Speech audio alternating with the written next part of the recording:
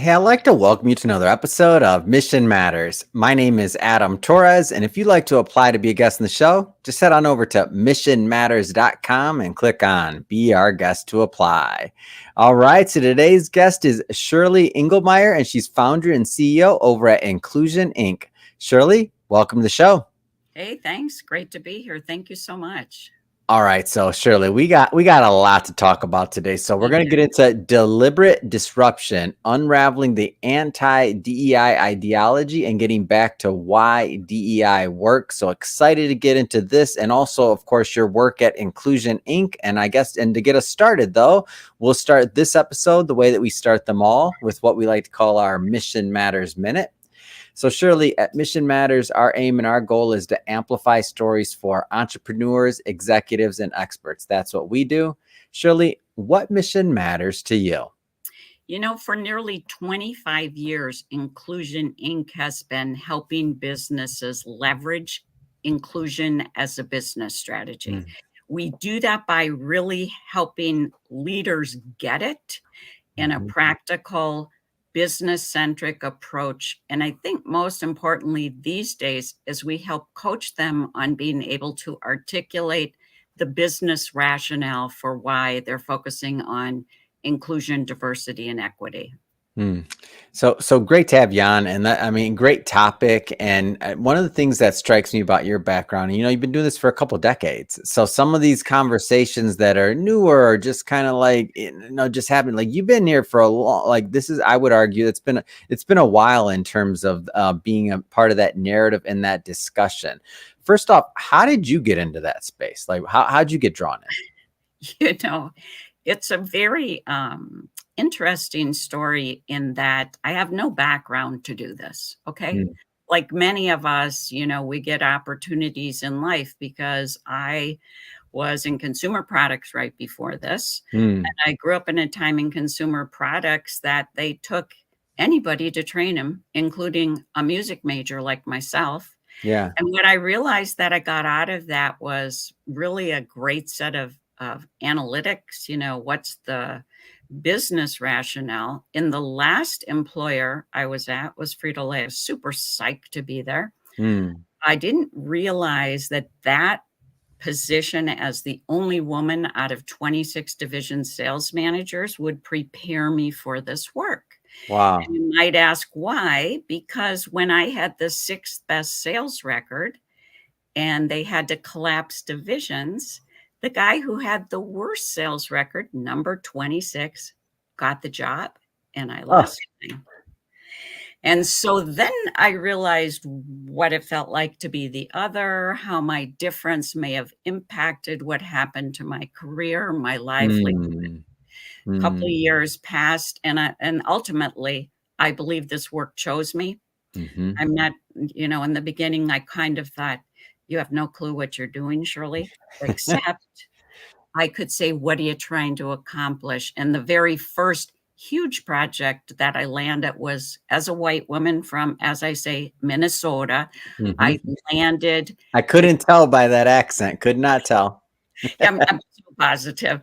I landed the Denny's race relation consent decree. And that's kind of the launch of the whole thing. Wow. And so, like, looking back in your career, like, when did you know that this was going to be something that you'd be sticking with long term? Like, how did you know that this wasn't just another thing, or just how did you know this was going to really turn into a life mission? Or did you know? Like how'd that come about for you? I don't know how you make life decisions, but I rely on these kind of nudges around me. Oh, yeah. Like, right? So give me nudges, signs, like things fall into place, like God, the universe, however we want to word that. Like, I look for them too all the time. I'm like, I'm exactly where I'm supposed to be. I have this weird feeling always, like I'm exactly where I'm supposed to be. Go ahead. Yeah. And so I used to put it out to the universe. Give me a sign as big as a 40-foot billboard in my front yard. Oh, I like that. Isn't that great? I'm going to adopt that. I'm like, I'm always looking. I never thought to ask the universe for bigger signs. Go ahead. Literally. Go ahead. Well, and that's because I thought, am I really supposed to do this? And I started doing this when I was a single parent, and didn't the universe know I needed a fixed salary? And so, and each time I do that, even in the current times we're in, I get the reassurance you're where you're supposed to be. Now, I don't always like that answer, but I came to the point that that's really my personal mission in this is to help organizations understand the business relevance of creating a culture of inclusion. Because that resonates with me and my family and friends and, kind of how I roll in life. Yeah.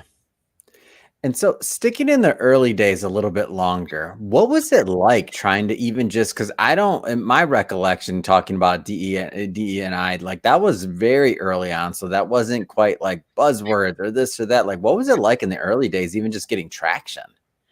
Well, in the very beginning, before I formed Inclusion Inc., I worked for a company that had just started in this. And quite frankly, they're long gone. It doesn't matter. Yeah. They didn't really know. They had one course.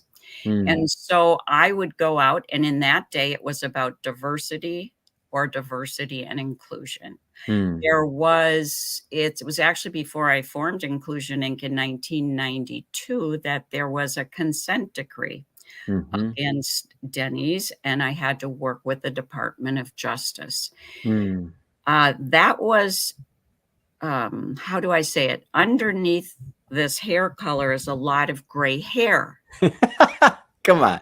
From that, because I'd have the Department of Justice saying to me, the people over there are all racist. And I'm saying, wait, they had systems failures. Do I think some racists work there? Sure, there was racists everywhere.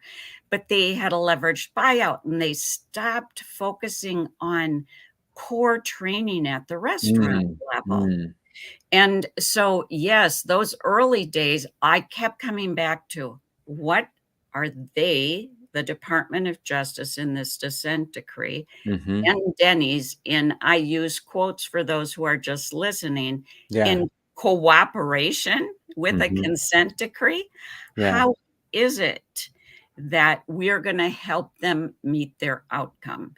And we created this very broad-based training program that was focused largely on how to create a culture where everybody felt welcomed, but it was through specific processes. Like, it sounds so crazy because it's so simple. Hey, who's next?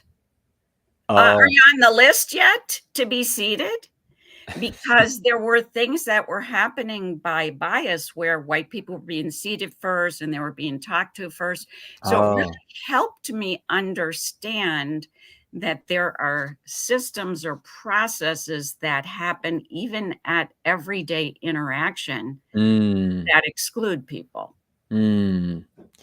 I want to jump around a little bit here. Let's get further into your book. So for all my audience that have been listening to this show for a long time, they know that I love authors. I love bringing authors on. I love talking about books, and I love helping them promote it because I know how hard it is to really put your thoughts together in a full, complete work like a book. It's just hard. It's not easy. It's a long endeavor. It's a long project, but I think it's worthwhile for anyone that wants to get a message or story out there. Like, I'm a big fan of publishing. So that being said, first thing first, Shirley, like what was the inspiration for this? Like, what was the inspiration for this undertaking? Because it's never easy. Okay, so this is the fourth book that I've written. The first three were more, how would I say it? Oh, look, inclusion, still the competitive business advantage. All the books that I've done, or Inclusive Leader, how to navigate the 21st century global workforce. It was to keep in a really concise way so a leader could literally go through, I'm not kidding when I say this, look at bullets, look at charts, and at the end of it go, oh, yeah, this actually makes sense to me for business. Yeah. I wasn't planning to write a book this year. Hold on. You weren't planning, it just kind of happened? You must have been like really inspired. That's not...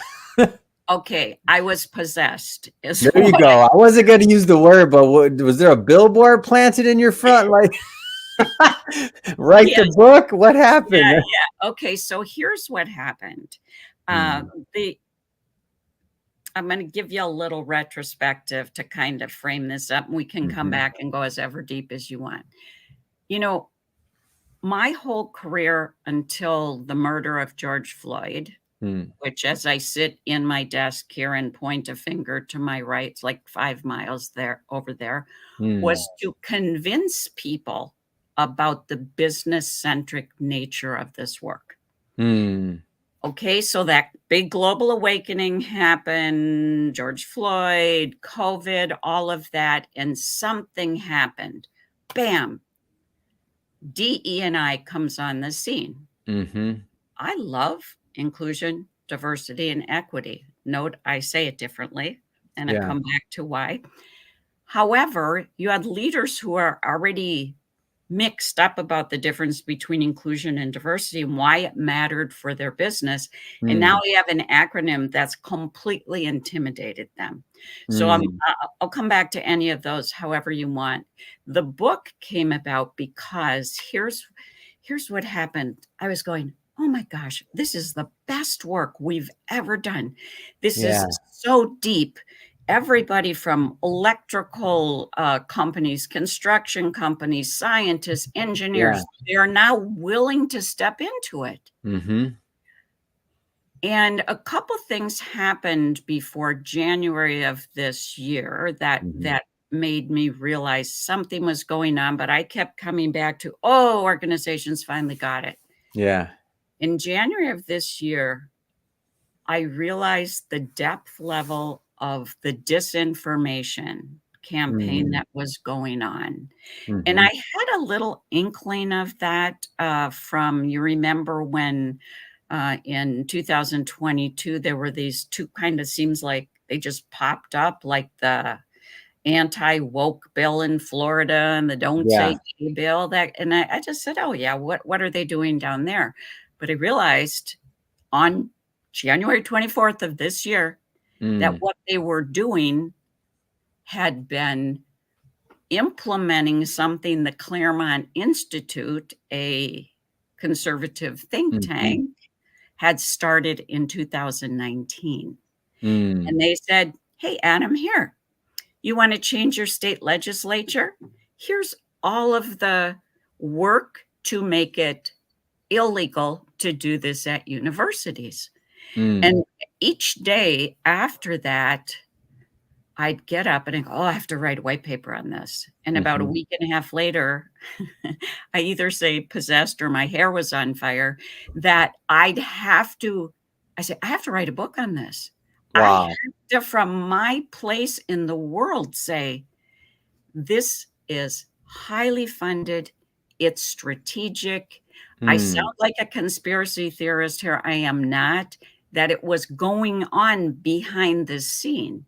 And mm, and everybody says, "Oh, yeah, yeah, you're talking about Project 2025." This was happening way before Project 2025 started to happen. mm, And so it was showing up all over. It was showing up.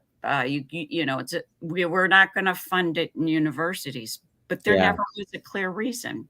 We're not mhm. going to fund it in business. Let's create this whole disinformation campaign. And so that book was the fastest cranked out book, probably. Well, in my lifetime, I can say against those other three books, because I Yeah. felt such urgency about having to get this message out. Mm.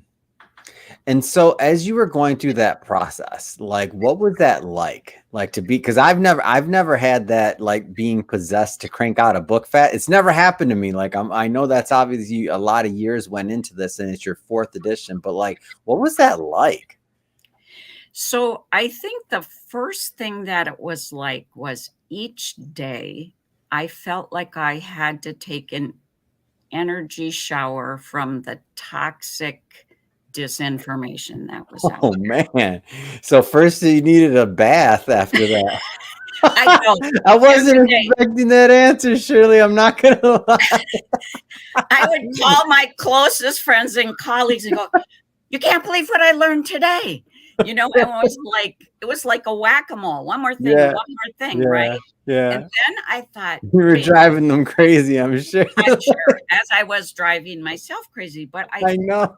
I felt like, well, I felt like it had to be written. Yeah. And the thing that I have a business coach of like Mhm. 13 years. He said, wait a minute, why are you starting with the disinformation?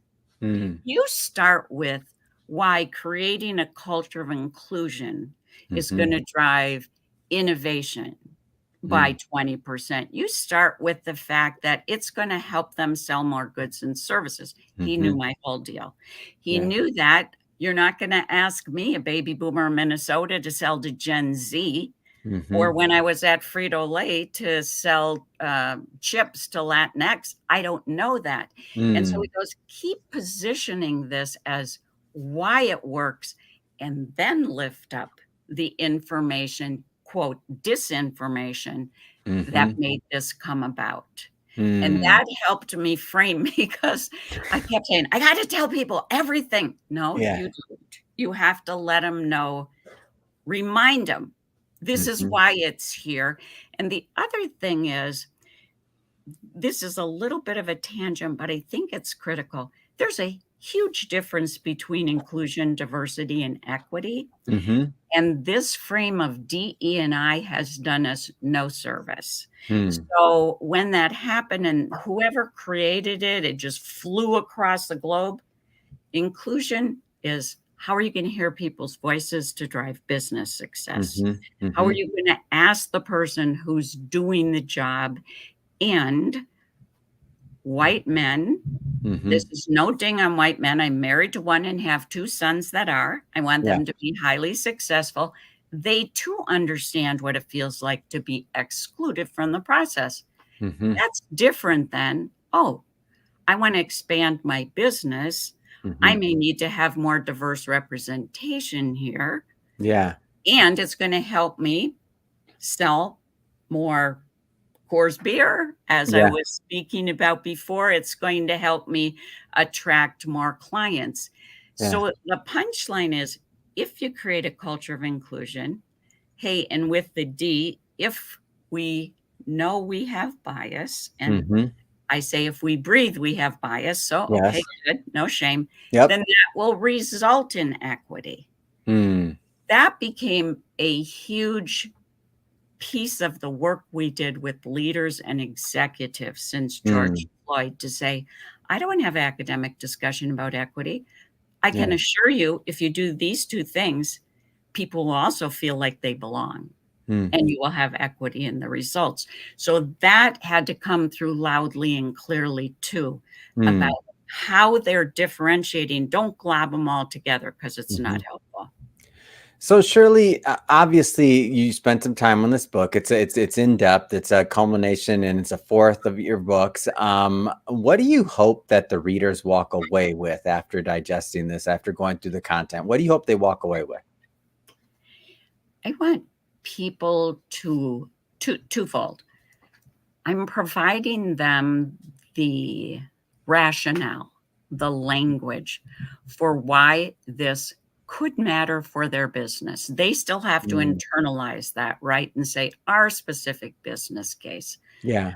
I'm also inviting people to have the courage to say what the business case is. Mm.